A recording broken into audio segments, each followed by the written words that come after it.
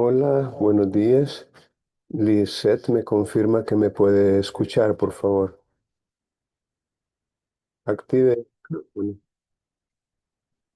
Buenos días, licenciado. Sí, sí se le escuche. Ok, Sí se ok, le escucha. gracias. Gracias, muy amable. Bien, vamos en consecuencia a dar inicio a la sesión, no sin antes recordarles que, de acuerdo con la calendarización de actividades, casi cada 2 semanas tenemos una actividad evaluada. Especialmente en el bloque uno que solo son 6 semanas. En el bloque 2 y 3 son 7 semanas en cada bloque y así completamos las 20 semanas del ciclo.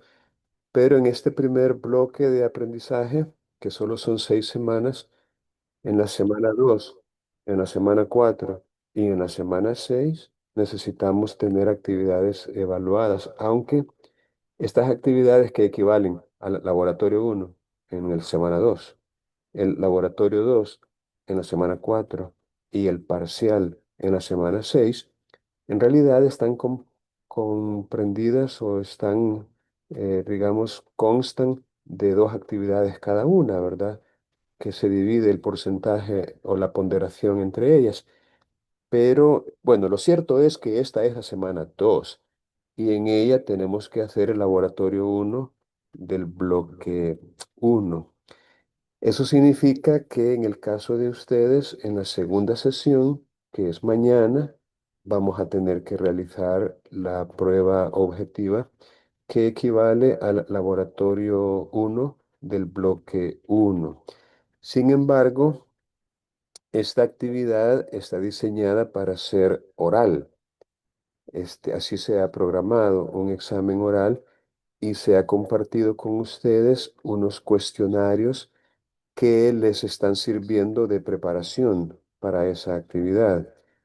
Sin embargo, en el caso particular de ustedes y en virtud de que yo tengo una actividad programada para mañana, vamos a ver, ustedes tienen conmigo a las 12:40 mañana, miércoles.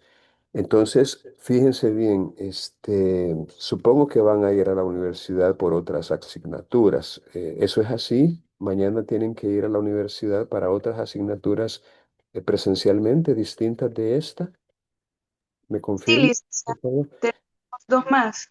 Sí, ¿verdad? Entonces, no sé cómo hacer, si lo reprogramamos para otra fecha. eh, o lo tenemos virtualmente, es decir, en Canvas, pero no sé si estando allá en la universidad van a tener, digamos, esa misma posibilidad que tal vez estando en su casa de conectarse, porque recuerden que necesitan internet.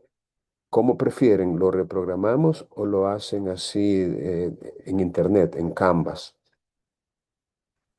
Y si me permite, licenciado, Sí. de mi parte estaría bien que lo hiciéramos de forma virtual Vaya. y podríamos hacerlo en el horario que corresponde a la materia Bueno, y pues siento ajá, que no hay problema porque la universidad brinda ajá. internet para los estudiantes.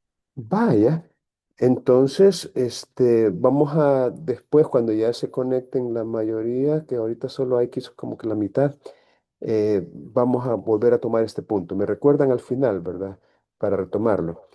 Bien, como siempre yo he insistido, siempre es importante que antes de venir a la sesión, ya sea virtual o presencial, ustedes hayan leído previamente los materiales que se han compartido con ustedes, los recursos bibliográficos.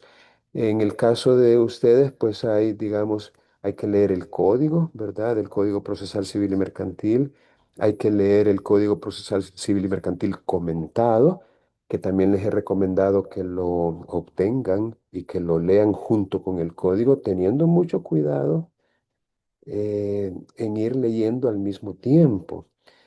O sea, traten de ir leyendo el código y luego el comentado o cualquier otro recurso que lo explique, que lo comente, ¿verdad? Y tomando en cuenta de que a veces las leyes que se han mencionado en estos textos doctrinarios a veces cambian. Le voy a poner un ejemplo.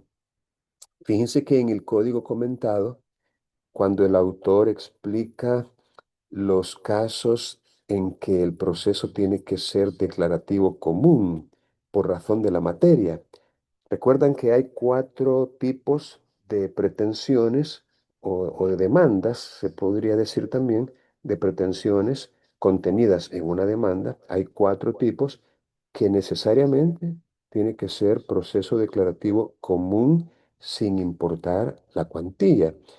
Y se trata de competencia desleal, de propiedad industrial, propiedad intelectual y publicidad.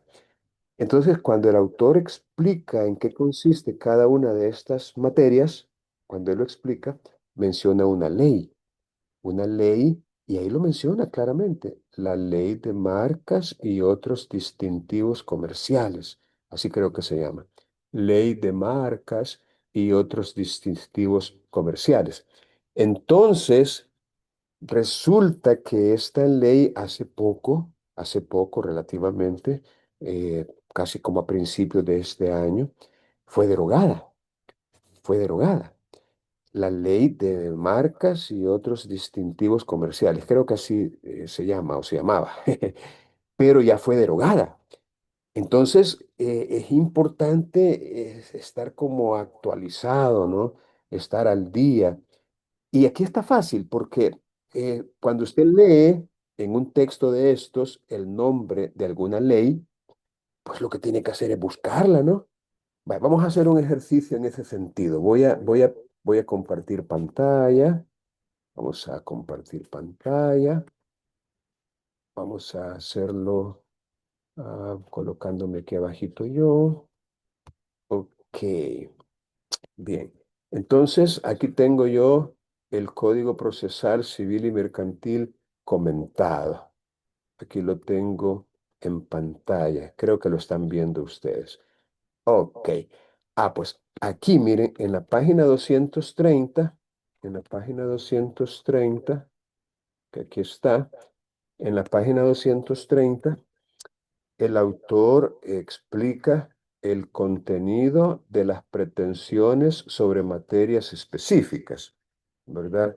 El contenido de pretensiones sobre materias específicas. Y aquí menciona la competencia desleal, la propiedad industrial, la propiedad intelectual y la publicidad. Lo están viendo, ¿verdad? Ok. A lo que yo voy es a lo siguiente, mire, cuando usted encuentre el nombre de una ley, como en este caso, la ley de marcas y otros signos distintivos, así es como se llama. Yo les decía signos comerciales, pero es ley de marcas y otros signos distintivos. Entonces, lo que ustedes tienen que hacer es bien sencillo. Aquí menciona el artículo 103 de esa ley, es decir, del 100 al 103, y menciona el nombre de la ley. Lo que ustedes tienen que hacer es bien sencillo. Se van al Centro de Documentación Judicial de la Corte, aquí, que ya les he explicado cómo buscar, que es jurisprudencia.gov.sb, y donde dice búsquedas, aquí donde dice búsquedas, ¿verdad? Ustedes van a legislación. En legislación se vienen a esta parte de búsqueda avanzada, búsqueda avanzada, y en la parte que dice nombre del documento, aquí, entonces usted va a escribir, en este caso, ley de marcas. Ni siquiera tiene que ponerlo todo, ni siquiera tiene que poner todo el nombre. Basta con algunas palabras que sean únicas, ¿verdad? Que sean propias del documento que necesitan. Te ponen por el caso, ley de marcas.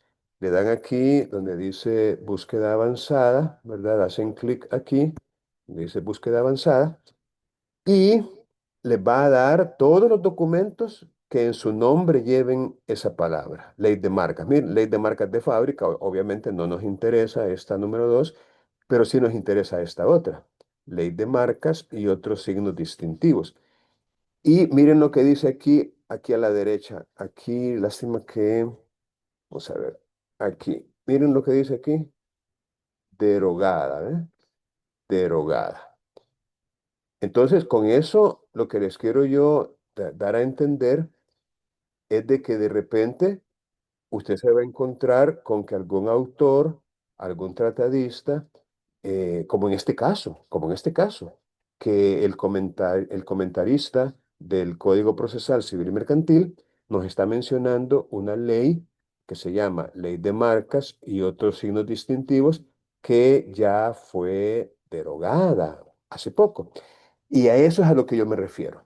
Cuando les digo que hay que tener mucho cuidado y tratar siempre de buscar la norma o la ley, el artículo que el autor está comentando, buscarlo en el código mismo o en la legislación, aquí en este lugar del sitio de documentación judicial, buscarlo para ver si sigue igual, para ver si no ha habido algún cambio, alguna reforma, alguna modificación o alguna derogación, como en este caso. Entonces, es de la mayor importancia que ustedes hagan eso. Bien, dicho eso, me gustaría preguntarles si ustedes tienen alguna pregunta, algo que en lo que han leído no les ha quedado muy claro, porque resulta que a veces uno se pone a leer y no logra siempre, digamos, comprender lo que ha leído. Entonces, si ustedes, repito, tienen alguna pregunta, ahorita la podrían formular.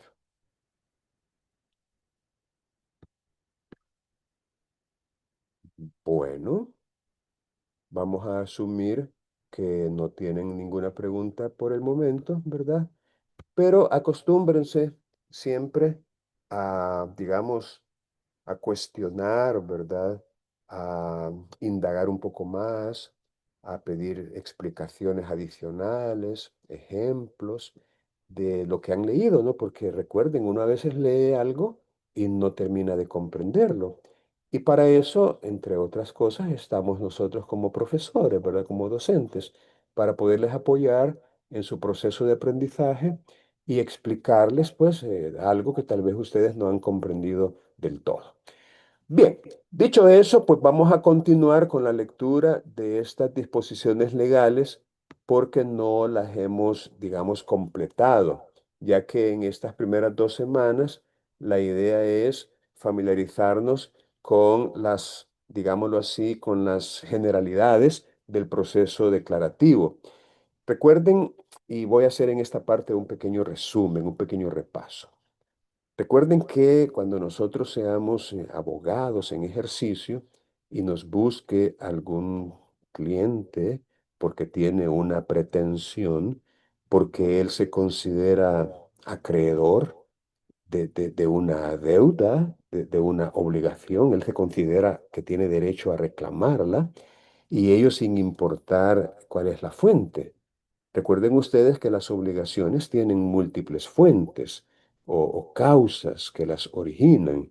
Si la obligación es una consecuencia o un efecto, esto es como consecuencia de algo, ¿no? Y ese algo es la fuente de la cual la obligación se origina.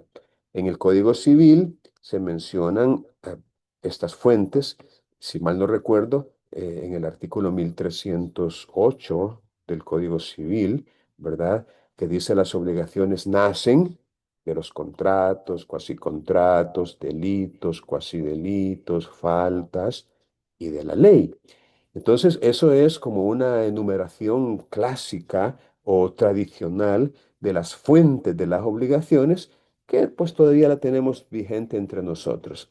Modernamente se reconocen otras fuentes que no están incluidas expresamente en ese artículo 1308, como por ejemplo la declaración unilateral de voluntad que bajo ciertas circunstancias también puede ser una fuente válida y eficaz de obligaciones.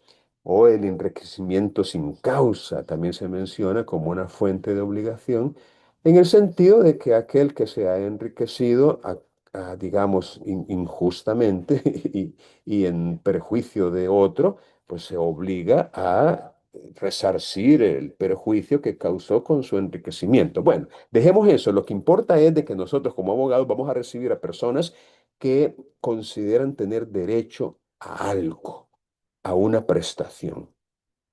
Siempre en materia de obligaciones, tenemos una clasificación de las obligaciones atendiendo a varios criterios. Uno de los criterios de clasificación más, digamos, más comunes de aprender es según el contenido de la obligación, según su objeto, según la prestación. Es decir, de qué se trata, pues en qué consiste la obligación. Y según ese criterio, las obligaciones pueden ser de tres clases. Vamos a ver, yo le voy a mencionar una de ellas y ustedes me mencionan las otras dos, porque es muy fácil, es muy común, es muy conocido ese criterio y esa clasificación. Las obligaciones pueden ser de tres clases. De dar, ¿cuáles son las otras dos?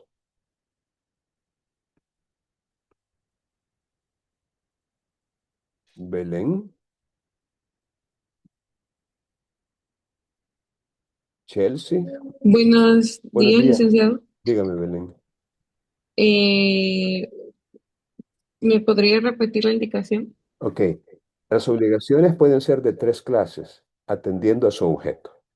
Pueden ser obligaciones de dar, ¿cuáles son las otras dos? A De ver. dar, hacer Ajá. y no hacer. Es correcto. Me imagino que eso iba a decir también, ¿verdad, Lisette? Es correcto.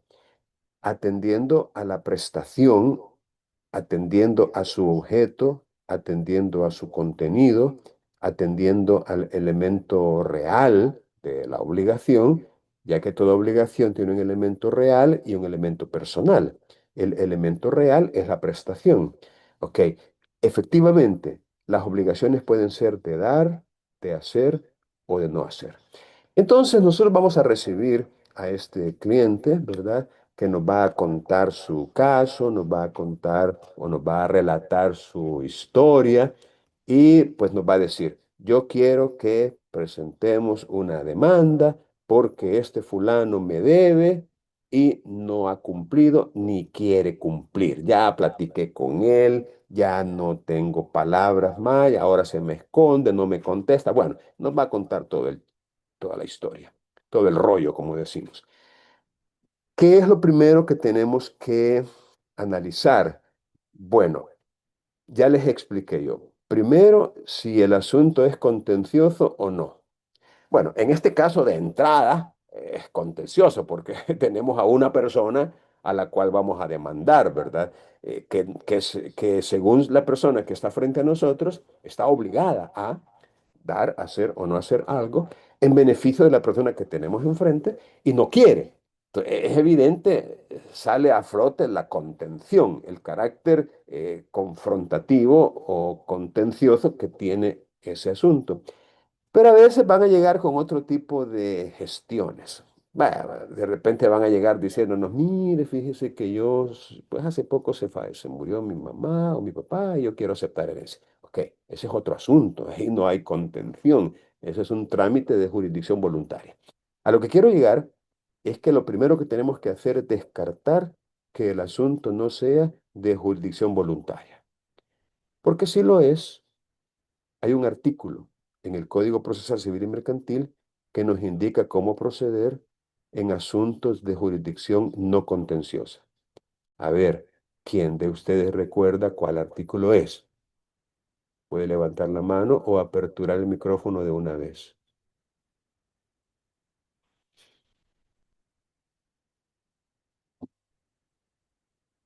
¿Quién de ustedes recuerda? Ujú. No están pasando la prueba. En, en su momento, yo les mencionaba, y ni modo, voy a tener que darles yo mismo la respuesta, es el artículo 17 del Código Procesal Civil y Mercantil. Vaya, miren, aquí tenemos dos, llamémosle procedimientos o dos sistemas o modos de proceder. Yo podría, en explicaciones como estas, ah, avanzar, digámoslo así, avanzar, vaya, explicarles el montón. Pero si ustedes no lo están asimilando, eso tiene poco sentido, no tiene chiste, no tiene gracia, si ustedes no están aprendiendo. Entonces, prefiero no avanzar, pero en lo poco que se vea, por lo menos que lo comprendan.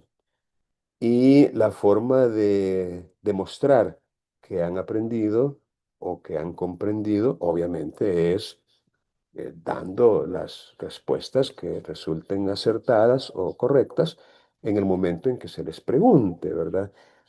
Bien, por eso, pues ni modo, vamos a tener que recordar lo que ya habíamos comentado en el artículo 17 para que les quede claro, pues, y para que de aquí en adelante, si yo les pregunto, miren, ¿qué es el artículo en el código que nos da una forma de proceder cuando los asuntos no son contenciosos?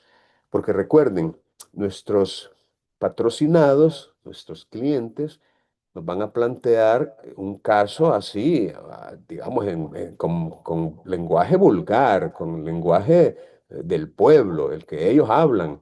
Y nosotros tenemos que, como quien dice, interpretar lo que nos están diciendo ya con una óptica jurídica, procesal, y en base a eso, pues tenemos que decidir qué tipo de solicitud o qué tipo de requerimiento o planteamiento vamos a hacer a un tribunal o incluso a veces ante un notario.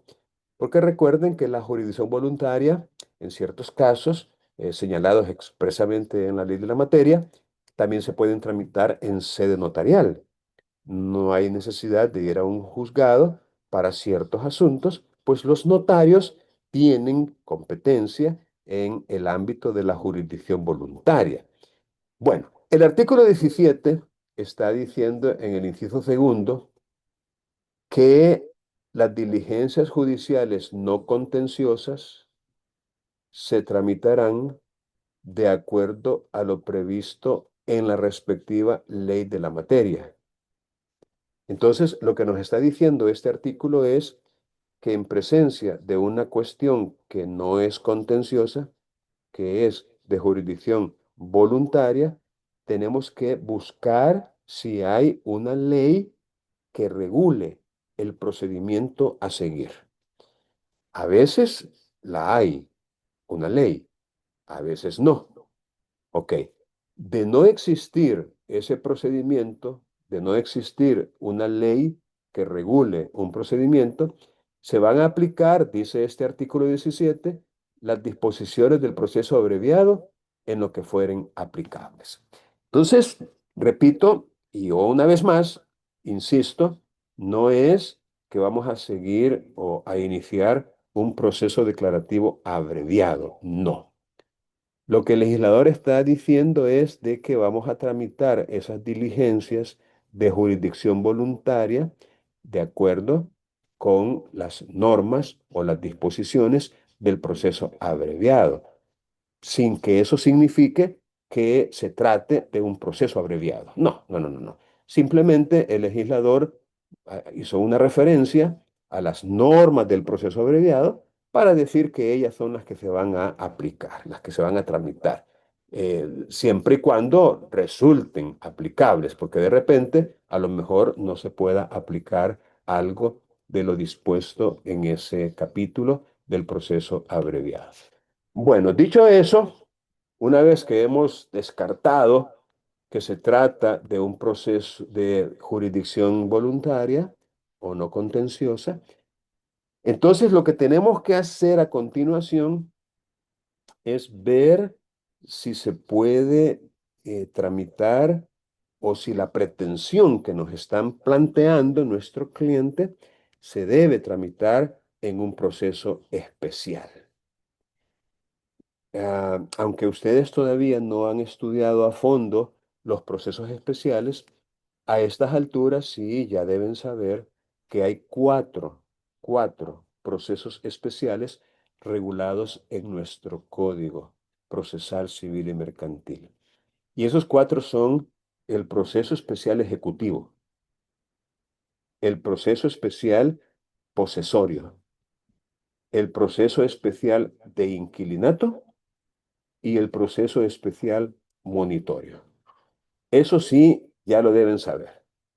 Y como recuerden que estamos tratando de instaurar evaluaciones orales, entonces es algo que deben saber ya, no confiar de que van a tener chance de buscar y que en los apuntes, en el cuaderno, en el código, no, lo tienen que tener en sus mentes ya. O sea, hay que hacer un esfuerzo para poder tener en la mente algunas cosas que son básicas, pues, y que no son cosas del otro mundo. Eso hay que tenerlo en la mente, eso es parte de nuestra preparación, de nuestra formación. No podemos no tener nada pues en la cabeza, no, hay que tener información. Eso es aprender, incorporar información en nuestra mente, en nuestro cerebro, en nuestro pensamiento, en nuestro ser. Bueno, dicho eso, es como que yo le preguntara ahorita y vamos a hacer una pequeña prueba. Vamos a ver, Sari, active su micrófono, por favor. Sari, active su Sí, micrófono. licenciado, buenos días. Vaya, Sari, ¿cuál es la cantidad de dinero que sirve para determinar la clase de proceso declarativo a seguir según la cuantía? 25.000 colones. ¿Perdón?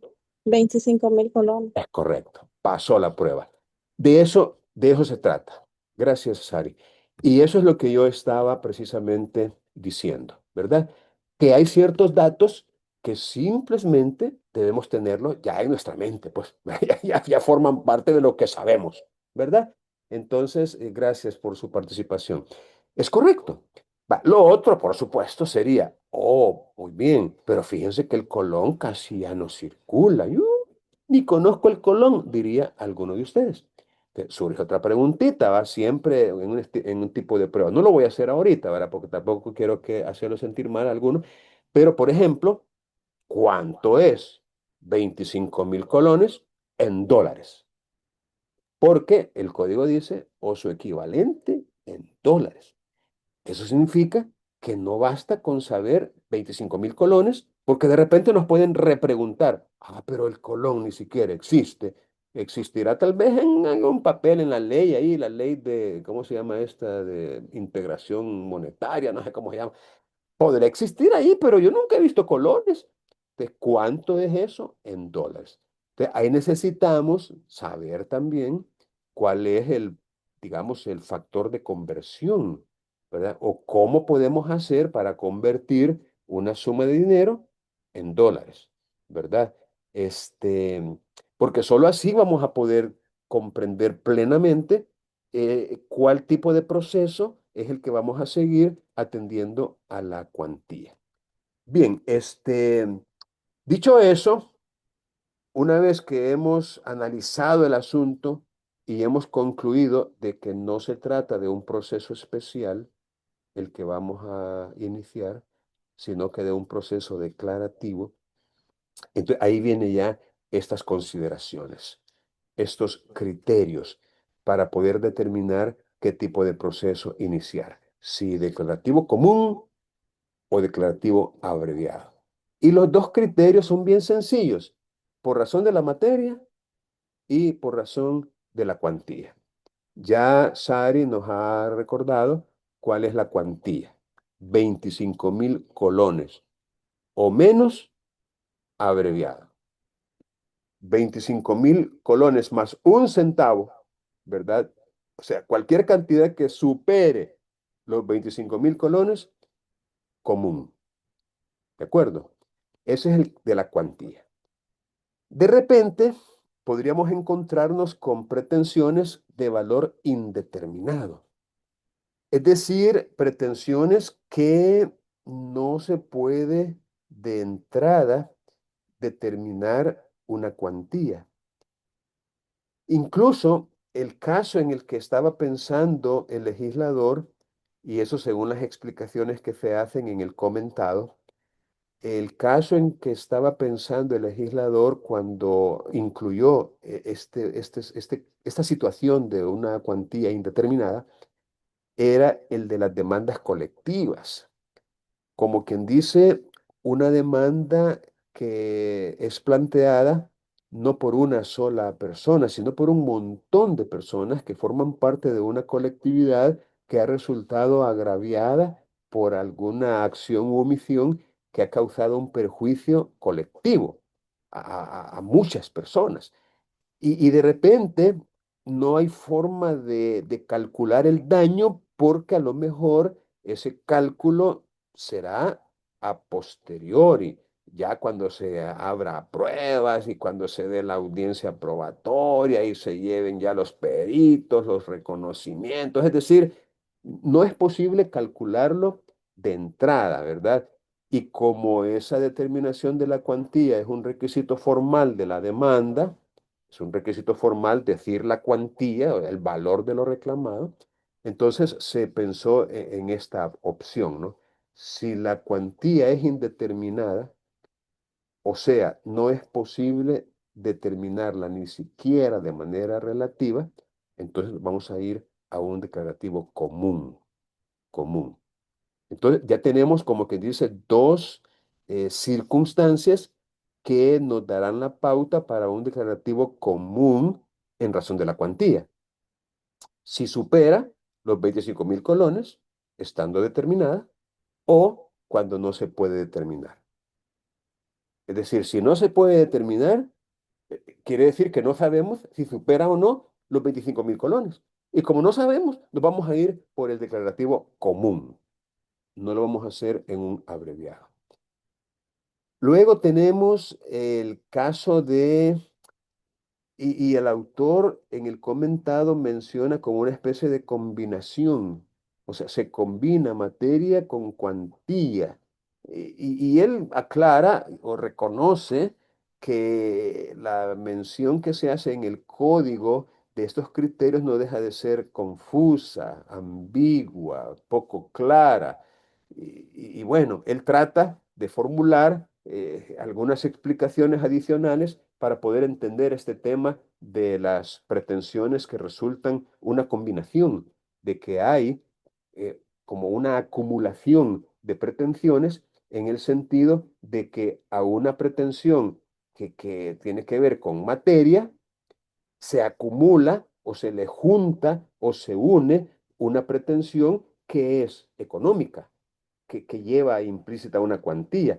El ejemplo tal vez más común es cuando se acumula la pretensión de indemnización de daños y perjuicios ocasionados por algún acto, alguna acción u omisión que se le imputa a una persona natural o jurídica.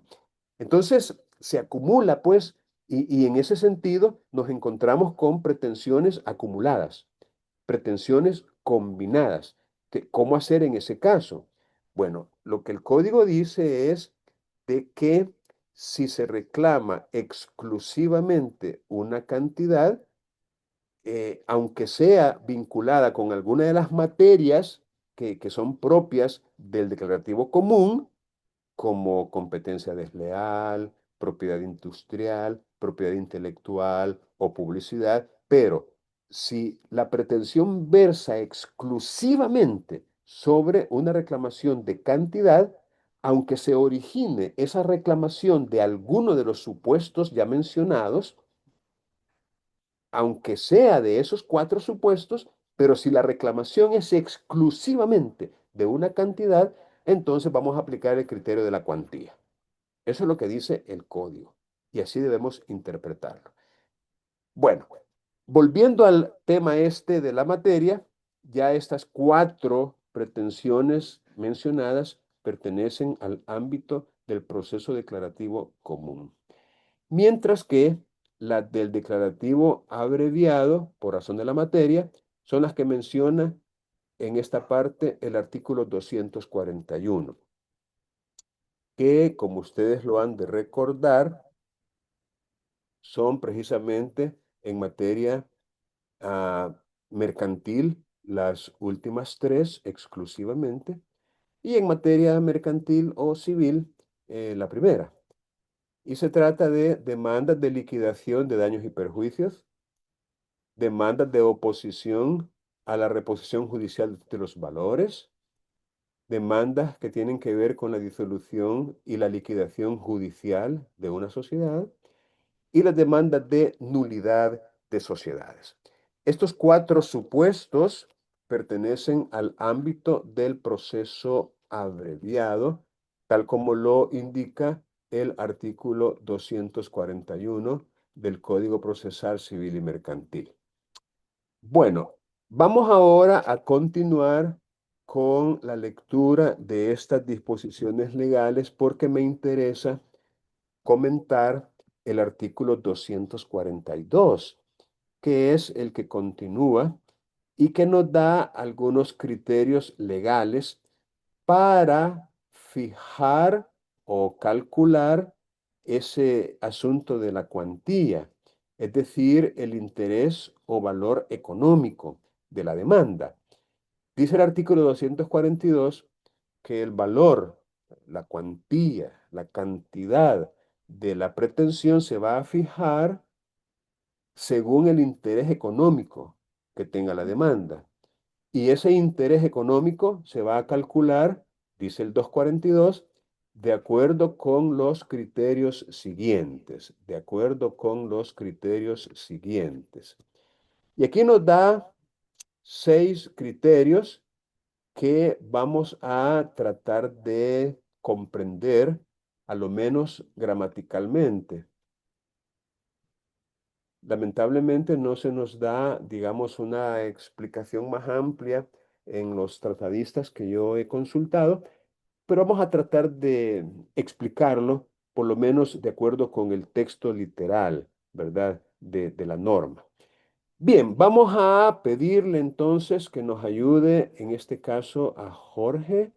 Aquí veo yo que está conectado Jorge, para que nos lea el primer criterio del ordinal primero. Si gusta, yo puedo tal vez ampliar un poquito el tamaño de esto para que lo pueda leer en pantalla.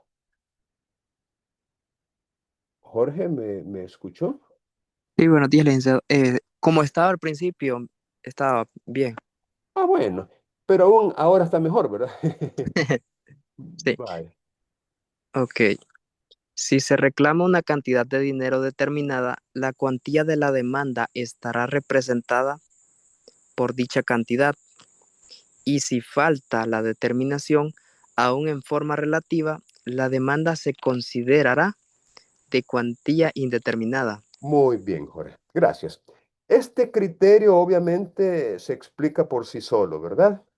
Si estamos reclamando una cantidad determinada, pues ahí tenemos la cuantía. Es esa cantidad. Si el fulano nos dice, mire, yo lo que reclamo son $13,000. Bueno, pues entonces ahí tenemos ya la determinación del valor económico de la demanda. Esa cuantía es la que nos va a dar el parámetro para ver si nos vamos por un abreviado o por un común, si es que no es de los casos, repito, del criterio por razón de la materia, ¿verdad? Porque recuerden que los criterios por razón de la materia son sin tomar en cuenta la cuantía, sin importar la cuantía, cualquiera que sea la cuantía. Cuando es un criterio por razón de la materia, predomina o prevalece con respecto a la cuantía. Entonces, si reclamamos una cantidad determinada, pues esa cantidad es el valor o interés económico de la demanda. Ahora, si falta la determinación, ya lo habíamos comentado, en ese caso la demanda será considerada de cuantía indeterminada y por ende el proceso a seguir es el declarativo común en ese caso. Bien, veamos el segundo. Esta vez vamos a pedirle a Maritza Andrade que nos ayude leyéndolo, ya sea en pantalla o en su código. no importa. Número 2. Cuando el proceso tenga por objeto dar bienes muebles o inmuebles, se estará, se estará al valor de los mismos al tiempo de interponerse la demanda, conforme a los precios corrientes en el mercado o en la contratación de bienes de la misma clase, con independencia de que la reclamación se base en derechos reales o en derechos personales. Muy bien, gracias, Marisa, gracias. Bien, aquí tenemos un segundo criterio que nos indica de manera muy puntual que la pretensión que tiene el demandante es que el demandado le dé. Aquí estamos en presencia de una obligación. ¿Recuerdan la clasificación? Dar, hacer o no hacer. Aquí estamos en presencia de dar. Así lo dice literalmente. Cuando el proceso, es decir, cuando la pretensión, cuando lo que el demandante quiere es que se le dé bienes, pueden ser muebles o inmuebles. Ok. Bueno, en ese caso se estará al valor de ese bien o de esos bienes, ojo, no al tiempo en que se pudo haber adquirido, no al tiempo en que se pudo haber declarado, por ejemplo, fiscalmente, en una declaración del fisco, ¿no? Del Ministerio de Hacienda, no al tiempo en que se hizo tal vez hace 2 o 3 años un valúo pericial y de aquí tengo este valúo, este voy a utilizar. No, es al tiempo de interponerse la demanda, tomando en cuenta los precios corrientes en el mercado, es decir, el valor, llamémosle estándar, el valor promedio, el valor normal que un producto podría tener. Bueno, uno, por supuesto, no necesariamente es como un experto o especialista en eso, ¿no? Y por ende, en estos casos, uno tendría que auxiliarse de un experto, de un perito, de alguien que por su profesión u oficio, por su arte o técnica, conozca de estos asuntos. Alguien que incluso pueda defender en una audiencia, al ser cuestionado, al ser interrogado, que pueda acreditar sus conocimientos, su experticia, sus habilidades a preguntas que se le hagan y defender lo que ha dictaminado. En otras palabras, en estos casos necesitamos auxiliarnos de un perito y presentar junto con la demanda un peritaje, un informe, un dictamen pericial que indique cuál es el valor que ese bien o esos bienes tienen para efectos de acreditar o establecer la cuantía. La cuantía. Eh, Fíjense que cualquiera podría decir, pero es que mire, si se trata de un inmueble, por ejemplo, una casita de colonia, ¿cómo va a valer menos de 25.000 colones? O sea, si todo el mundo sabe de que lo menos que podría costar son $10.000, por ejemplo, ¿no? $8.000, $5.000. ¿Cómo va a valer menos de 25.000 colones? La cosa es de que tratándose de un proceso, no podemos asumir nada. Es decir, y a pesar de que hay ciertas reglas de exclusión de prueba, como aquella que dice de que los hechos notorios, los hechos evidentes, no necesitan ser probados por su calidad de ser evidentes, de ser notorios. Pero en este tema de la cuantía, sí necesitamos auxiliarnos, repito, de un peritaje. Por eso, y no por otra cosa, es que el artículo 276, que en su momento lo vamos a analizar más a fondo, pero el artículo 276 del código dice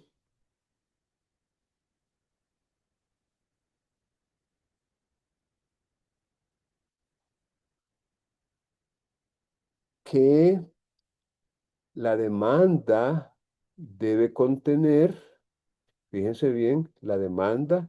Esta demanda es un proceso declarativo común. El artículo 276 menciona cuáles son los requisitos de una demanda en un proceso declarativo común. Dice los documentos que acrediten el cumplimiento de los presupuestos procesales, entre ellos el poder con el que un abogado interviene o actúa. El poder, el documento donde consta que se le ha dado poder o mandato. Los que fundamenten la pretensión, y aquí es donde quería llegar, y los informes periciales. En otras palabras, los informes periciales deben acompañarse junto con la demanda cuando resulta del caso. Es decir, cuando hay que acreditar algo de manera pericial, por medio de un perito. En apoyo de esto, el artículo 288, siempre en el Código Procesal Civil y Mercantil, el artículo 288, siempre me gusta hacer un poquito más grande la letra para que quede más clarito. Dice, junto con la demanda,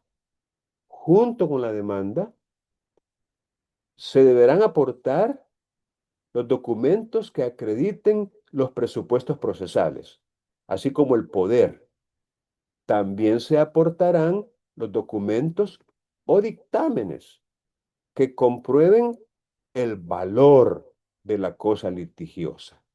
Como pueden ustedes darse cuenta, es un imperativo que se aporten junto con la demanda los dictámenes que comprueben el valor de la cosa litigiosa. Entendamos por cosa litigiosa, en el caso que estamos comentando, aquel bien que el demandante quiere que el demandado le dé, es decir, le entregue material y jurídicamente, le dé, porque dar es entregar algo material o físicamente, pero también jurídicamente, o sea, convertirlo en dueño de aquello que se le ha entregado, porque una cosa es dar y otra cosa es entregar en el sentido de la simple entrega.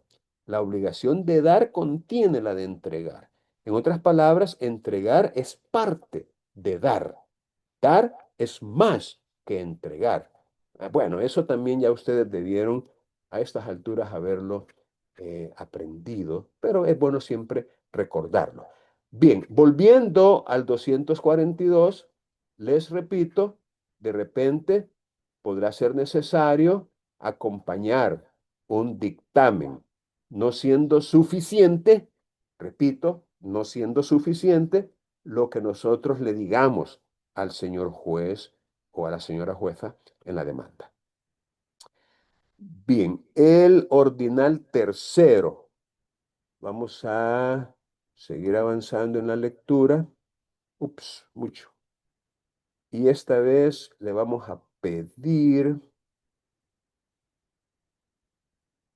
a Jocelyn. Jocelyn, ayúdenos por favor leyendo el ordinal tercero.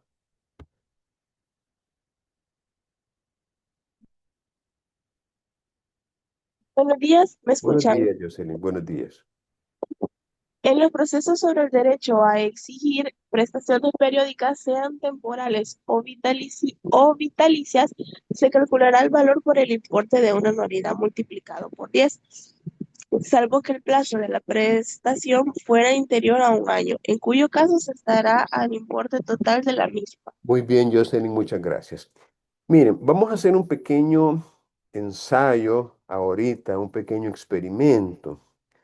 El experimento es el siguiente. Supongamos que a ustedes se les delegó, se les dio la asignación de leer el artículo 242, que es el que estamos comentando. Pero se topan con este ordinal tercero. Ok, mi pregunta es la siguiente. De la sola lectura de estas palabras que acaba de leer Jocelyn, de la sola lectura, ¿ustedes logran comprenderlo?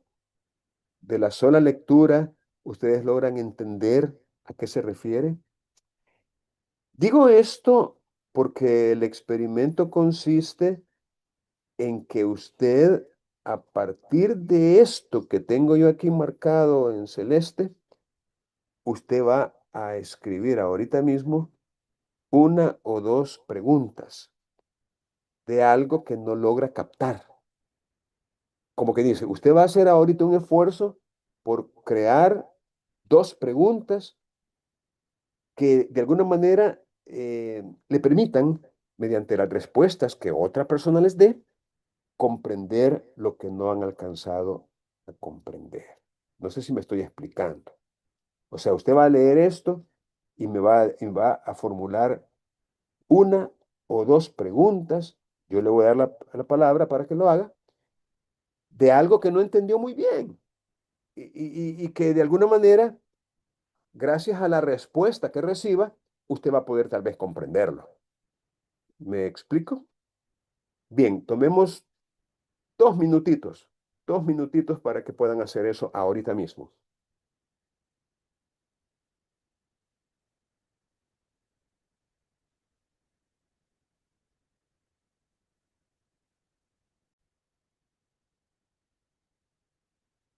Hola, vaya, vamos a reiniciar ahorita.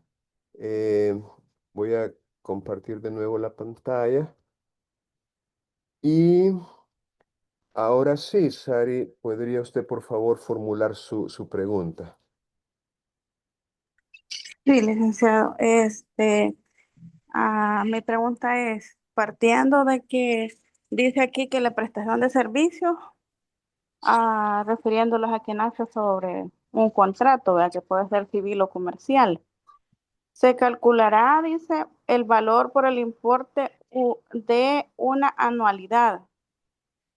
Este importe que dice por una anualidad es el que ya está estipulado del contrato del servicio que se está exigiendo, o hay una fórmula aparte para poder sacar la cantidad del importe. ¿Y por qué se multiplicaría por 10? ¿En base a qué sería? Muy bien, muy bien. Vaya, mire, ¿por qué multiplicarlo por 10 es una pregunta cuya respuesta a lo mejor no tenga asidero? Es decir, probablemente fue una decisión tomada por los redactores del código, quizás porque así venía la redacción de esta norma de la legislación de otro país. Recuerde que lamentablemente nosotros no tenemos una producción legislativa eh, autónoma, independiente. No tenemos tal vez grandes jurisconsultos a nivel de asamblea legislativa, ni como diputados, ni como asesores, ¿verdad? Decir, bueno, muchas veces las leyes que se promulgan en realidad han sido transportadas de otros países, como por ejemplo la Ley de Enjuiciamiento Civil española o el Código Iberoamericano, Código Procesal para Iberoamérica, o a veces el Código Procesal de la República de Uruguay. Es decir, no tenemos como que dice aquella autonomía, ¿verdad? Como para crear nuestras propias leyes y a veces son como copiadas, ¿no? A lo mejor esta norma venía así, del cuerpo que sirvió como modelo, como base para nuestro propio código. Podría ser. Pero en todo caso, es como quien dice, una decisión discrecional del órgano legislativo. Pudo haber sido por 5, pudo haber sido por 20, en este caso fue por 10, pudo haber sido por 12, o sea, es algo, a mi juicio, discrecional, una decisión que tomó la legislación, como cuando, por ejemplo, dice al que no haga esto se le va a imponer una multa de tanto salarios a tantos, ¿verdad? De 2 a 5, de 5 a 10. Es una cuestión de decisión que supuestamente parte de un debate, ¿verdad? De una contradicción interna de opiniones y discusiones al seno de la Asamblea previo a la aprobación de una ley. Pero bueno, ahora, no logré captar la primera parte de su cuestionamiento porque usted mencionaba servicios. Ah, sin embargo, aquí estamos hablando de prestaciones periódicas y aunque no lo diga literalmente, vamos a entender que son prestaciones que consisten en cantidades de dinero, porque a eso se refiere la ley cuando habla de importe, o sea, cantidad. Ah, no se trata de que una compañía, por ejemplo, que se obligó a prestarme un servicio, ha dejado de hacerlo, ha dejado de prestármelo. Y por ende, mi pretensión es que continúe haciéndolo. No sé si me estoy explicando. O sea, la obligación consistía en prestarme un servicio por cierto tiempo o para siempre mientras viva, vitalicio. Pero dejó de prestarlo. Y lo que yo quiero es que lo siga haciendo. Como si, por ejemplo, yo tuviera un contrato con una compañía que me suministra agua potable y que tiene que venir cada semana con 2 o 3 garrafones de agua y en eso consiste su obligación. Pero de repente ya tiene una semana, 2 semanas sin venir. Y lo que quiero yo es que no, no, no, no, no.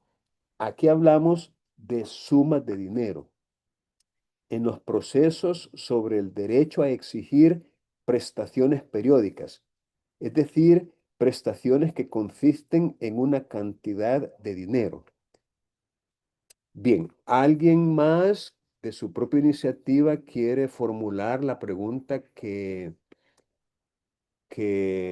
formuló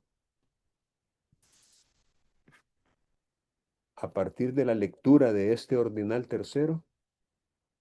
Sí, licenciado, si me lo Richard. permite. Bueno, la pregunta es, ¿qué excepción se aplica cuando la prestación tiene un plazo inferior a un año? Que pues ahí lo establecen, ¿no? ¿Cuál, cuál fue la pregunta que... Repita la pregunta, por favor.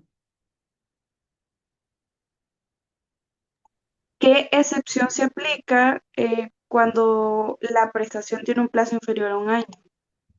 Bueno, gracias, Lizeth. Tal vez la pregunta, ¿qué excepción se aplica? Bueno, de hecho, en eso consiste la excepción. Aquí tenemos una regla general, que es esta. O sea, tenemos un supuesto de hecho, ¿verdad? El supuesto de hecho es que el objeto del proceso es exigir prestaciones periódicas, sin importar si son por un tiempo o vitalicias, mientras viva alguien. En eso consiste el término vitalicio, por la vida de una persona. Entonces, la regla general, ante ese supuesto de hecho, es que el valor de la demanda, la cuantía de la demanda para efectos de determinar el proceso a seguir, si común o abreviado, el valor se va a calcular por el importe de una anualidad multiplicado por 10. Esa es la regla general.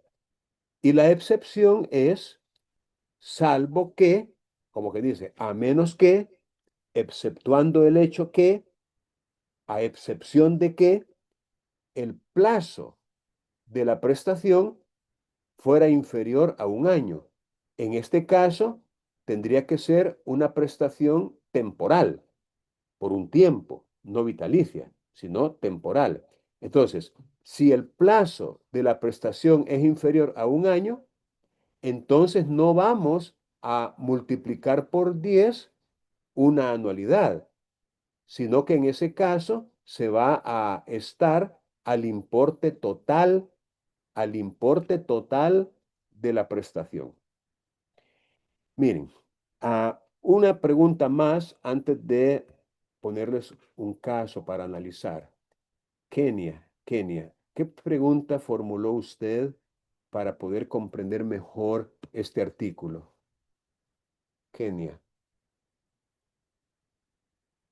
Buenos días. buenos días. Precisamente yo había formulado acerca sobre los 10 años, pero ya se le dio respuesta. Ok, comparta lo que usted había analizado, por favor. Claro, dentro del texto que se ha visto en pantalla, mi pregunta iba en ronda sobre por qué los 10 años. Si Oh, este iba en vista de la, el elemento de existencia. O precisamente si esta empresa ya no me presta porque ha caído en bancarrota o cuestiones así. Entonces mi pregunta rondaba en eso, sobre esos 10 años, lo cual llamaba bastante mi atención. muy bien. Gracias, Kenia. Gracias, gracias, muy amable. Vaya, vean, como le repito, aquí el proceso que se va a seguir es para reclamar prestaciones periódicas que consisten en dar sumas de dinero. Am, Hay un ejemplo que ustedes han de haber estudiado en materia contractual, o no sé si ahorita la están cursando, derecho contractual, pero hay un contrato en el Código Civil que se llama Constitución de Renta Vitalicia. Miren, les voy a dar, no sé si a ustedes se los di o a otro grupo, pero les voy a dar un consejo. Cuando encuentren ustedes un término que no lo manejan muy bien, cópienlo, cópienlo en su cuaderno y busquen información acerca de ese concepto, de ese término. En este caso, Constitución de Renta Vitalicia. Si usted, repito, no ha, no ha mm, tal vez estudiado a fondo ese tema, lo podría hacer. Pero de lo que se trata en un contrato de estos es que una persona recibe una suma de dinero. Ese es el precio de la renta. Y luego, a cambio de esa suma de dinero, se obliga a pagar prestaciones periódicas, es decir, mensualidades qué sé yo, a la semana o cada 2 meses, según el convenio que hagan, pero por regla general mensualmente, X suma de dinero. Y el carácter vitalicio es porque esa obligación va a mantenerse mientras viva alguien, mientras viva. Por eso es vitalicia, renta vitalicia. En ese caso podría ser mientras viva el acreedor, que es la persona que estaría recibiendo la mensualidad, mientras viva el deudor, que es la persona que recibió el precio, o incluso mientras viva un tercero, alguien que no es ni el acreedor ni el deudor, sino que una tercera persona. La constitución de la renta vitalicia es un ejemplo de un contrato, en este caso, de un contrato que concede el derecho a exigir prestaciones periódicas. Ahora, recuerden también que en materia de contratos, la autonomía de la voluntad tiene mucho poder, tiene mucha fuerza, a tal grado que se pueden perfectamente celebrar contratos, aunque no estén expresamente regulados en nuestro código. Son los famosos contratos innominados o atípicos, que, insisto, son contratos que no tienen nombre ni tienen una reglamentación en nuestros códigos, pero que perfectamente se pueden celebrar. ¿Por qué? Porque la autonomía de la voluntad, repito, tiene el poder de permitirlos y de concederles validez y eficacia. No hay ningún problema en que dos personas celebren un contrato innominado, repito, aunque no tenga nombre, o aunque a lo mejor se parezca a un contrato nominado, pero le falte alguno de los elementos característicos y seguiría siendo un contrato válido. En ese orden de ideas, voy a compartir ahorita con ustedes en el grupo de WhatsApp un caso hipotético para que ustedes lo valoren. Ahí está.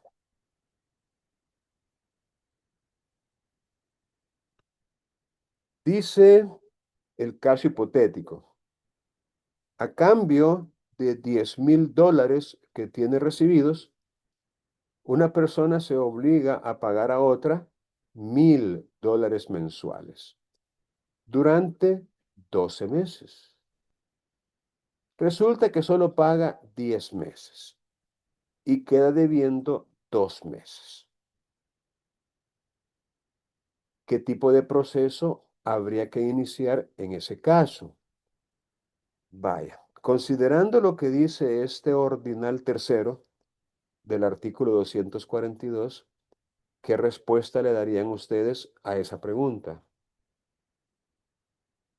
A cambio de $10,000 que tiene recibidos, este sería en ese caso el deudor. Ya recibió él su pago, $10,000, y queda obligado a pagar a otra persona $1,000 mensuales. Esta vez es temporal, no es vitalicio, porque dice durante 12 meses, un año. Resulta que solo paga 10 meses y queda debiendo 2 meses.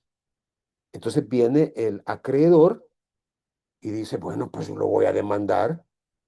¿Qué clase de proceso habría que seguir en ese caso, atendiendo a los criterios que hemos aprendido para decidir si es un declarativo común o es un declarativo abreviado?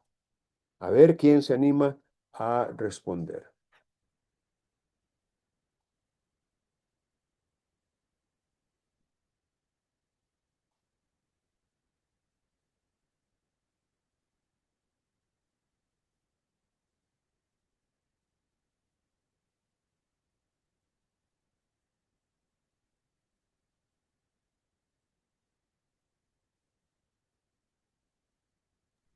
Ahí va a depender la cuantía, ¿verdad, licenciado? Porque serían $2,000 los que le quedan restando.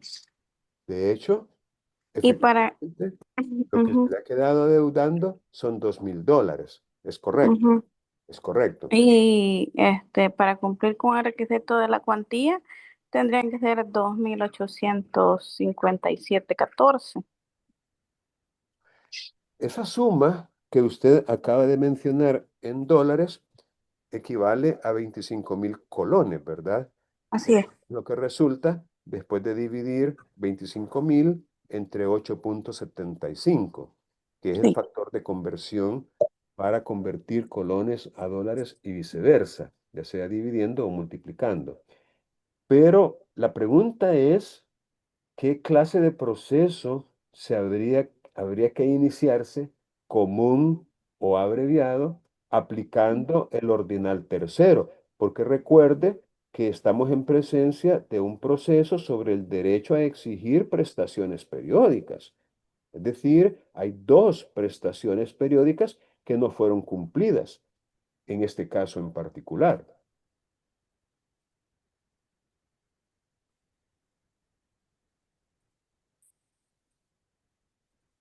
Tendría que ser un proceso común. ¿Por qué? ¿Por qué piensa usted que tendría que ser un proceso declarativo común? Ah, según yo entiendo que el proceso abreviado tendría que es el más simple, ¿verdad? Y Sí, por menor cuantía. Entonces, y el proceso común lo entiendo yo que es cuando no está especificado ah, bien el procedimiento en la ley. comprendo. Gracias por su opinión, Sari. ¿Alguien más quisiera participar y dar su opinión? Eh, sí, buenos días. Buenos días, Chelsea. Desde mi punto de vista, yo considero que sería un proceso declarativo abreviado porque el mismo texto indica pues una regla específica para los procesos sobre el derecho de exigir prestaciones periódicas. Ujú, Y estas prestaciones periódicas se consideran para el cálculo del valor que pues suele aplicarse a los procesos declarativos abreviados, ¿no? ujú, Entonces, dado que en el caso se busca exigir un pago periódico, es decir, cuotas mensuales, el proceso pues se adecua a la modalidad del proceso declarativo abreviado. ujú. Muy bien, gracias. Gracias, Chelsea, por su participación. ¿Alguien más quisiera opinar?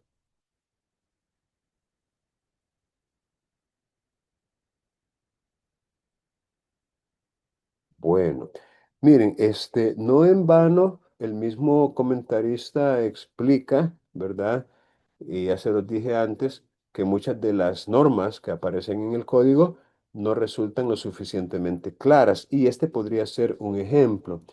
Vaya, miren, estamos hablando otra vez de un proceso sobre el derecho a exigir prestaciones periódicas, como en el ejemplo planteado, que a cambio de $10,000 que tiene recibidos, una persona se obliga a pagar 12 mensualidades de $1,000 cada una durante un año. Entonces, aquí dice que si el plazo de la prestación fuera inferior a un año, fíjense cómo la ambigüedad del lenguaje a veces nos permite llegar a conclusiones que a lo mejor no sean las deseadas, pero porque el lenguaje ha sido ambiguo. Va, en este caso, ¿es el plazo inferior a un año, sí o no?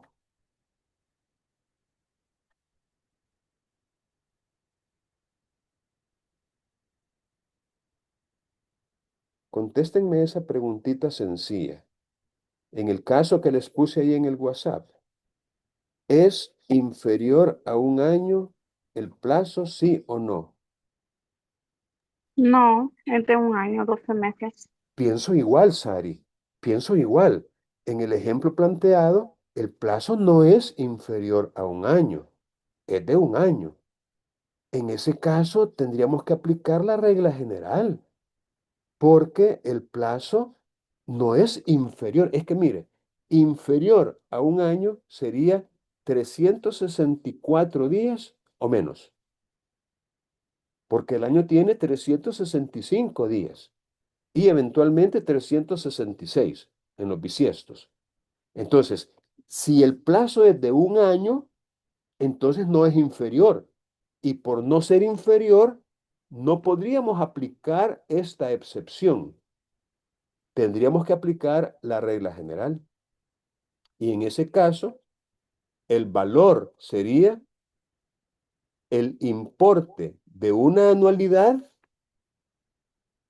multiplicado por 10. Así de sencillo. ¿Por qué? Porque no podemos aplicar la excepción. La excepción sería aplicable siempre y cuando el plazo fuera inferior a un año. Pero en este caso es de un año. Y por ende, lo que tenemos que aplicar es la regla general, no la excepción. Y la regla general dice que el valor se va a calcular por el importe de una anualidad. Vamos a ver si logran comprender bien el asunto. ¿Cuál es una anualidad? En el caso ese que les mandé ahí por WhatsApp, ¿cuánto es una anualidad? Sería lo que pagan todo el año, los 12 meses. Es correcto, lo que paga en todo el año. Y si paga 1,000 al mes y el 12.000. es correcto, 12,000, ahora lo vamos a multiplicar por 10, imagínense, 12,000 por 10, 120,000. Ese sería, en ese caso, el valor de la demanda, porque eso es lo que dice el código. ¿Qué es absurdo? Por supuesto que es absurdo, ¿no? Porque en realidad, lo que el demandante reclama, a ver, ¿qué es en realidad lo que él reclama? $2.000. $2,000, con una demanda de 120,000. ¿No les parece que es como hasta como risible, ¿no? Absurdo, ridículo. Pero esa es la regla que habría que aplicar. Ahora, qué tal si en vez de pagar $1,000 al mes durante un año, la obligación fuera pagar $900 al mes durante 10 meses? Y efectivamente solo pagó 8 y quedó debiendo 2. Ahí la cosa cambia. Ahí la cosa cambia porque si en este nuevo caso, vamos a ver si lo podemos recrear. Vamos a ver. Se lo voy a recrear siempre ahí en WhatsApp. A cambio de $10,000, pongámosle 8,000 nada más. A cargo de 8,000, se debería pagar $900 durante 10 meses. Ahí está el otro caso, que solo cambian algunas palabritas nada más. A cambio de $8,000 que tiene recibidos, una persona se obliga a pagar a otra $900 mensuales durante 10 meses. Resulta que solo paga 10. Uy, perdón, aquí hubo algo que tengo que editarlo aquí. Resulta que solo paga 8 meses. Resulta que solo paga 8 meses y queda debiendo 2 meses. Vaya, aquí tenemos un caso parecido, pero diferente en sus detalles, ¿no? A ver, ¿qué solución le darían a esta nueva hipótesis? Sí, ahí no aplica lo multiplicado por 10 porque es inferior a un año. Es correcto. En este otro caso ya no aplica la regla general de que habría que multiplicar el importe de una anualidad por 10. Esto ya no aplica porque en este otro caso el plazo es inferior a un año. Por lo que aplicaríamos es la excepción.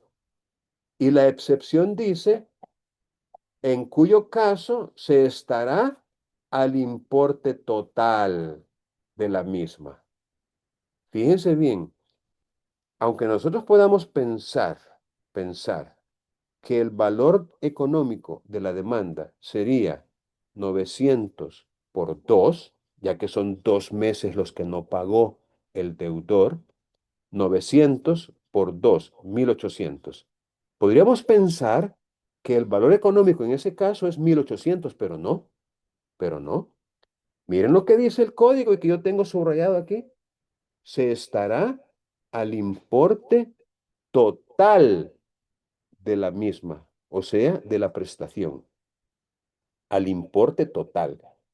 Y el importe total sería 900 por 10, o sea, 900 mensualmente por los 10 meses.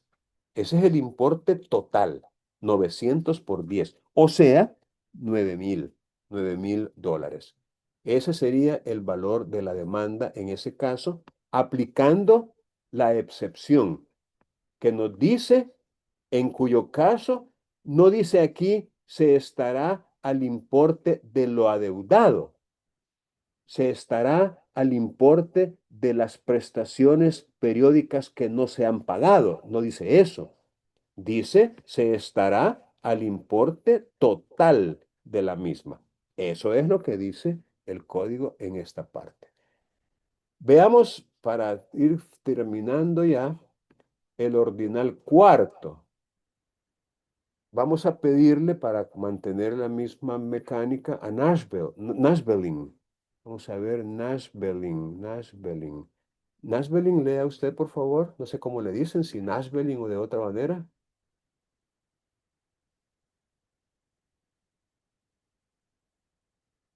Nashbelling.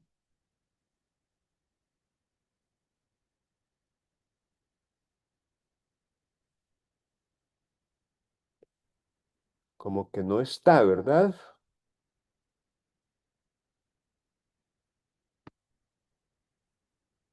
Nashbelling Escobar. Eso es lo que les decía yo la vez pasada, de que es importante no solo que se conecten, sino que participen cuando les es requerido. Francisco, por favor. Bueno, licenciado. Sí. En los procesos que versan sobre la existencia, validez o eficacia de un título obligacional, su valor se calculará por el total de lo debido, aunque sea pagadero a plazos. Este criterio de valoración será aplicable en aquellos procesos cuyo objeto sea la creación, modificación o extinción de un título obligacional o de un derecho de carácter personal, siempre que no aplicable otra regla de este artículo. Gracias, Francisco. Gracias. Vaya, pongámosle atención. Miren, hay un refrán que dice que el diablo está en los detalles, ¿verdad? El diablo está en los detalles, dice. Este, nosotros como abogados necesitamos ponerle muchísima atención a los detalles. Y aquí tenemos un detalle. El detalle es que este ordinal cuarto es supletorio, es subsidiario, es en subsidio, es aplicable en lugar de, como quien dice, en segunda instancia. Es como un jugador que no es titular, sino que está en la banca, ¿verdad? Y si el titular no llega o se lesiona, entonces la banca, el suplente, supletorio. Por eso dice, siempre que no sea aplicable otra regla de este artículo. En otras palabras, vamos a aplicar esta regla del ordinal cuarto, o sea, este criterio, siempre y cuando no resulte aplicable algún otro, del 1 al 3 o el quinto o el sexto. Aquí tenemos procesos que versan, que se refieren a, que tratan sobre la existencia, es decir, el hecho de que hay un título obligacional, que existe un título que se tiene la obligación de, o su validez o eficacia de un título obligacional. O sea, aquí no deja de ser un poco confuso porque habla de título obligacional, que es un término que nosotros no tenemos, no usamos comúnmente en nuestro léxico, en nuestro vocabulario o calor jurídico, no utilizamos título obligacional muy seguido. Y por eso no deja de ser un poco confuso la redacción de este término, pero en todo caso, entendamos por título una causa, un porqué, un motivo para el cual exigir una obligación a alguien. Alguien está obligado a. Es decir, vamos a declarar en un proceso judicial la existencia de esa obligación, de ese título obligacional. No necesariamente hablamos de un documento, no necesariamente, sino de un título en forma amplia, en forma abstracta, en forma, llamémosle, genérica, un título obligacional, no en forma específica, un documento, un contrato, por ejemplo. Su valor se calculará por el total de lo debido. Miren qué interesante el lenguaje que utiliza el legislador aquí. El total de lo debido, el total de lo que se adeuda, aunque ese total sea pagadero a plazos. Como quien dice, me debe $3,000, $3,000, pero no es una deuda, digamos, de ejecución instantánea que me deba pagar de una sola vez, sino que me lo tiene que pagar mediante mensualidades, por ejemplo, mensualidades de $300 cada una. Entonces, aunque esa cantidad sea pagadera a plazos, si el total de lo debido es $3,000 y que todavía falte, digámoslo así, que todavía falte algunos meses ¿verdad? Pero si ya nosotros queremos efectuar el reclamo, entonces el valor de la demanda en ese caso se va a determinar o a calcular por el total de lo debido, aunque sea pagadero a plazos y algunos plazos, de alguna manera, no hayan todavía vencido o estén pendientes de ejecución o todavía no hayan llegado. Por eso dice, aunque sea a pagadero a plazos, pero vamos a reclamar el total de lo debido. Este criterio, dice en este mismo ordinal, será aplicable en aquellos procesos cuyo objeto sea la creación, modificación o extinción de un título obligacional o de un derecho de carácter personal, siempre que no se aplique otra regla. El ordinal quinto entra en otro terreno. Ya no se trata de una obligación de dar una cantidad de dinero, ya sea mediante prestaciones periódicas o de un solo. Ya no se trata de dar un bien mueble o un bien inmueble, ¿verdad? Que es una cosa específica, sino que en este caso la prestación es de hacer. Fíjense bien, de hacer. Vamos a pedirle a Fanny, Fanny Daniela, ayúdenos a leer, por favor, este ordinal quinto.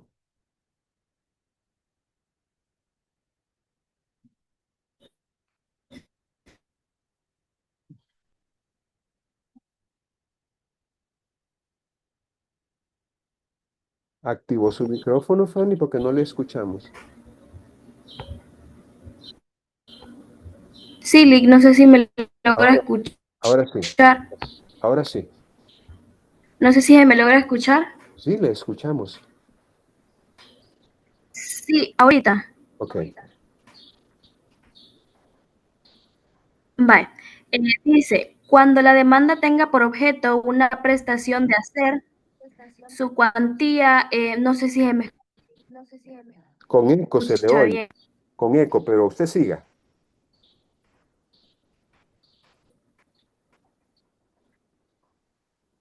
Vaya, cuando la demanda tenga por objeto una prestación de hacer, su cuantía equivaldrá al coste de aquello cuya realización se determine, o en el importe de los daños y perjuicios derivados del incumplimiento, sin que en tal caso sean acumulables ambas cantidades, salvo si además de determinarse el cumplimiento, se pretendiera también la indemnización.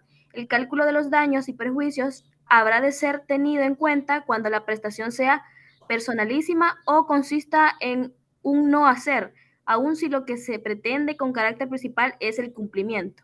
Muy bien. Gracias. Gracias.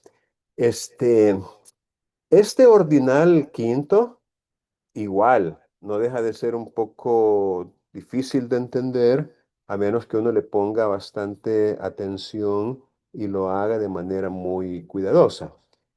Fíjense bien, atendiendo, ya lo dijimos, a su objeto, las obligaciones pueden ser de dar, de hacer o de no hacer.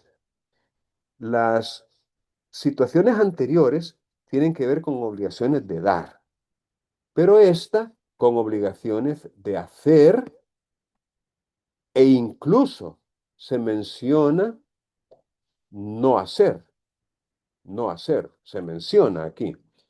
Bueno, cuando la demanda dice tenga por objeto una prestación de hacer, la cuantía equivaldrá al coste dice, coste, el costo, o sea, lo que cuesta, de aquello cuya realización se determine. Como quien dice, cuánto vale, cuánto hay que gastar, cuál es el costo, ya sea de materiales y de mano de obra y de tiempo que se requiere para esa cosa que hay que hacer, para esa obra que hay que hacer. esa va a ser la forma de determinar la cuantía, el coste. Pero, pero, aquí admite también la posibilidad de reclamar daños y perjuicios derivados del incumplimiento, pero sin que se puedan acumular ambas cantidades, a menos que, además de determinarse el cumplimiento, se pretenda también la indemnización. Miren, aquí, honestamente, el legislador incurre en una confusión, a mi juicio, importante, porque no nos aclara o no deja evidenciado que la indemnización puede ser de dos clases. Puede ser indemnización compensatoria y puede ser indemnización moratoria. Les voy a recomendar, debido a que ya llegó prácticamente la hora de concluir, solo nos restaría tomar asistencia, les voy a recomendar que, además de ver esta sesión en YouTube, cuyo vínculo se les va a colocar, además de ver esta, vean también la del otro grupo, que fue la sesión del día de ayer, ya que en esa sesión, tuve oportunidad de comentar un poquito más ampliamente los ordinales quinto y sexto, ¿verdad? Entonces, allí pueden ustedes escuchar las explicaciones que yo compartí con sus compañeros del otro grupo, del B2, sobre los ordinales quinto y sexto. Así que les voy a pedir que hagan eso. Dígame, Lizeth. Sí, licenciado, por lo que nos había dicho que le recordáramos sobre lo de la evaluación, ¿cuál sería la modalidad? Vaya, ya que están aquí la mayoría y me sugerían que lo podíamos hacer virtualmente el día de mañana durante el bloque de clases, para lo cual yo no tengo ningún problema. Entonces lo que voy a hacer es que voy a tomar asistencia ahorita y luego voy a colocar en WhatsApp una encuesta, un poll, y allí cada uno de ustedes va a responder con sí o no, dependiendo si quiere o no que lo hagamos mañana. Si no, pues lo reprogramamos y para mañana les dejo una actividad de aprendizaje solamente. Siempre, mire, mañana siempre se van a conectar a las 12:40. Siempre se van a conectar, ya sea para la prueba evaluada o para una actividad de aprendizaje, porque las actividades no las podemos detener. Ahora, cuando no podamos reunirnos, que yo no pueda estar con ustedes como estoy ahorita, igual van a tener una actividad de aprendizaje en el mismo bloque que corresponda.